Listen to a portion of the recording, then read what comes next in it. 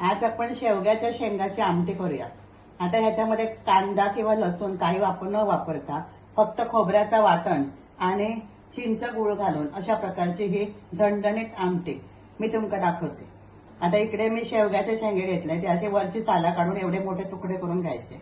मग 1 वाटी खोबरा, चिंचेचा कोळ काढून असं पाणी घेतलंय, गुळ, हळद आणि लाल तिखट, आणि इकडे फोडणीसाठी राई, मेथी आणि हिंग। आता आपण ही आमटी फोडणीत टाकूया। इकडे शेंगामध्ये हे चिंचेचं पाणी घालायचं,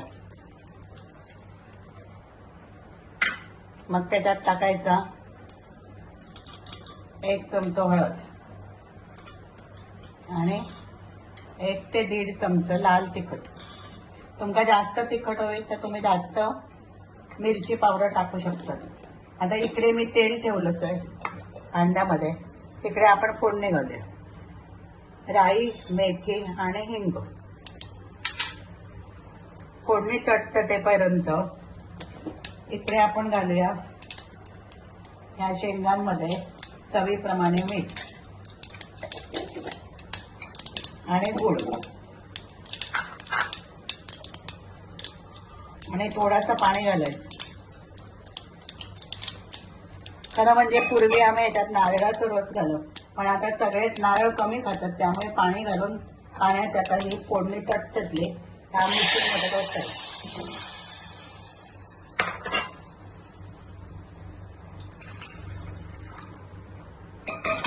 आणि शेंगे बुडतील एवढा पाणी घालायचं आणि शेंगे चांगले शिजवून घ्यायचे।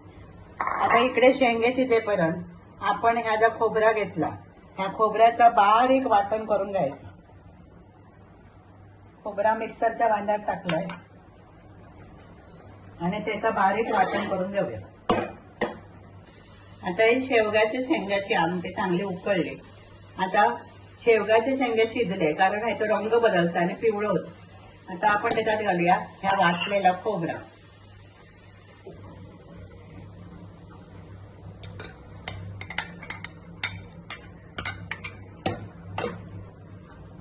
आणि मिक्सर धुवून त्या पाणी काढलंय, त्या पाणी पण टाकायचं, खोबऱ्याचंच असतं, आणि आमटी ढवळायची।